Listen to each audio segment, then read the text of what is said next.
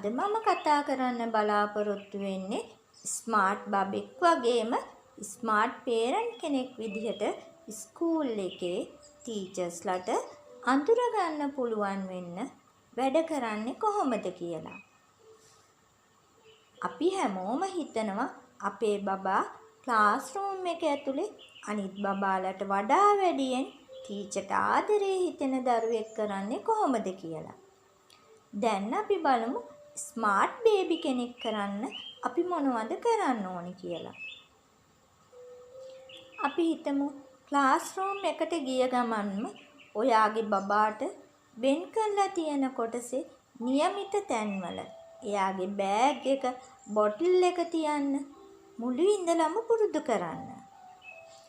Teacher colour box art book එක දීලා colour කරන්න දුන්නට පස්සේ බබා කලර් කරලා ඉවර වුණාම හරි බබා කලර් කරලා ඇති කියලා හිතුනහම හරි කලර්ස් ටික එකතු කරලා බොක්ස් එකට දාලා ඒක හරියට වහලා નિયમિત තැනින් තියන්න බබාට කියලා දෙන්න ඕනි. නැතිනම් එයාලා කරන්නේ ඒක එතනම ඩෙස්ක් එකේ තියලා ගිහින් සෙල්ලම් කරන එක. ක්ලාස් රූම් එකේ ඇක්ටිවිටි එකක් කරන්න සූස් රිමූව් කරන්න ඕනේ නම් සපත්තු දෙක ගලවලා පිළිවෙලකට අදාළ තැනින් තියන එක. බ්‍රෙක්ෆාස්ට් එක අරන් ඉවර වුණාම බබා හිටපු තැන එයාම ක්ලීන් කරලා නැගිටින එක.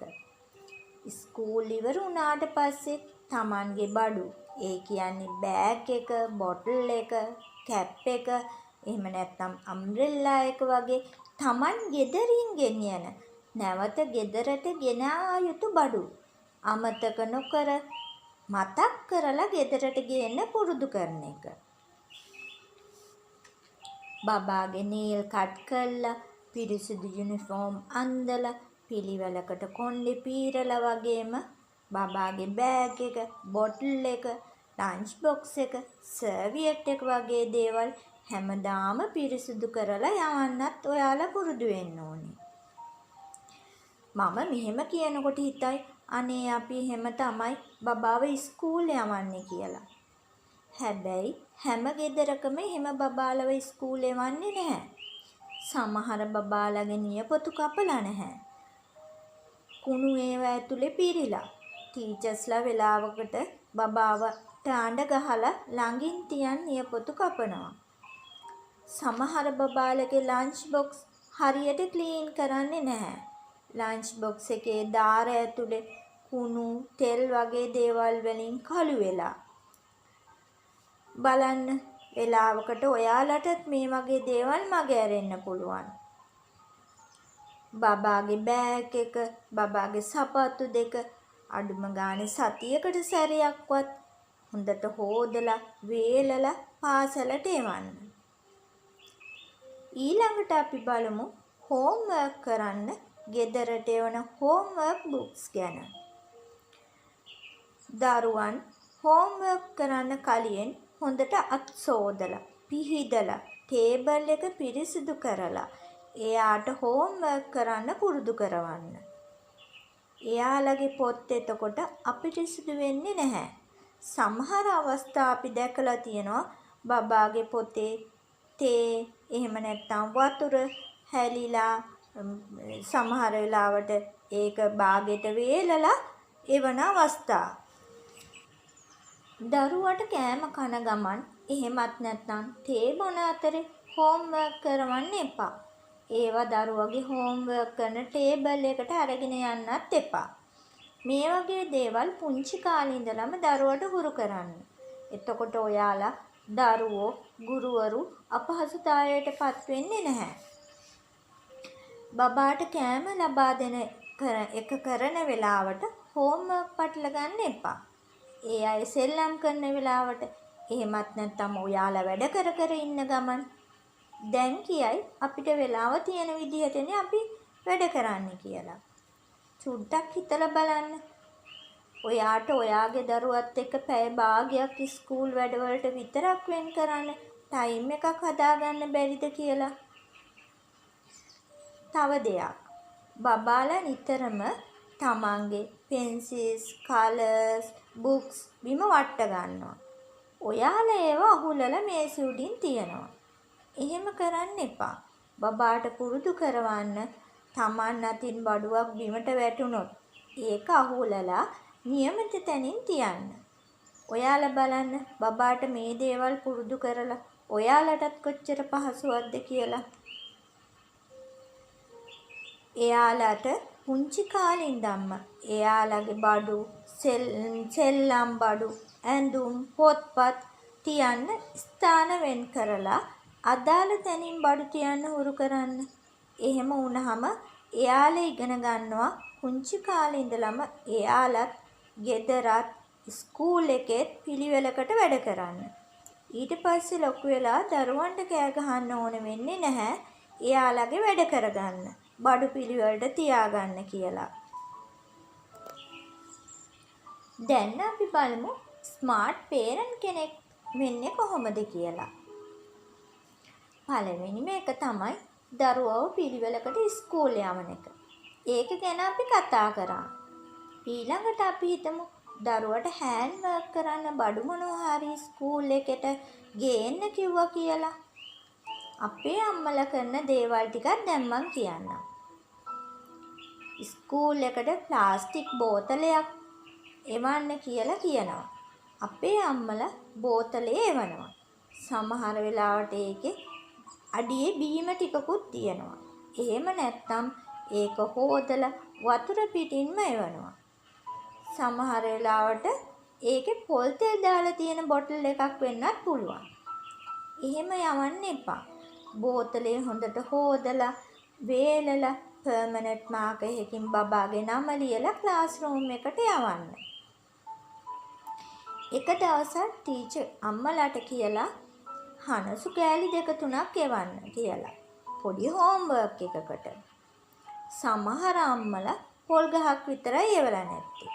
හැබැයි සමහර අම්මලා හනසු කෑල්ල කුඩා කොටස් වලට කපලා ඉටිකොල බෑග් එක හදලා ඒක ඇතුළට දාලා කොලේක බබාගේ නම ලියලා ලස්සන්ට ඒක ඇතුළට අලවලා එවලා තියෙනවා.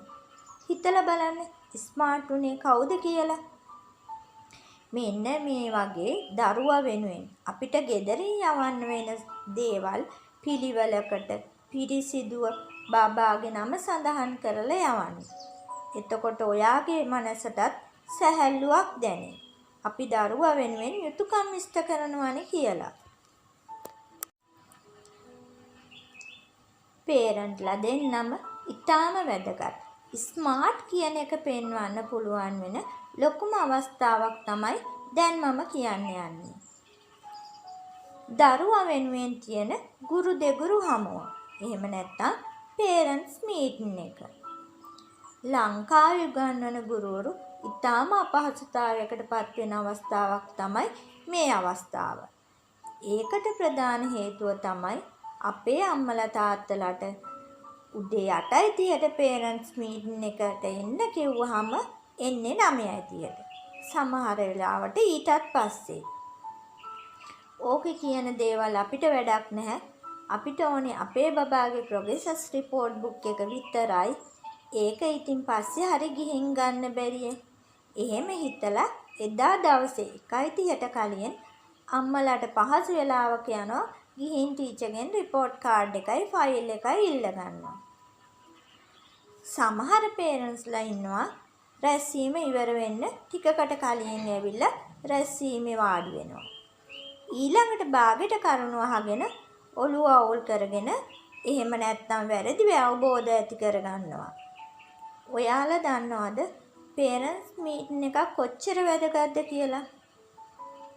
මම නම් පෞද්ගලිකව හිතනවා පේරන්ට්ස් මීටින් එකකට අම්මයි තාත්තයි දෙන්නම අනිවාර්යයෙන්ම සහභාගී වීම වැදගත් කියලා.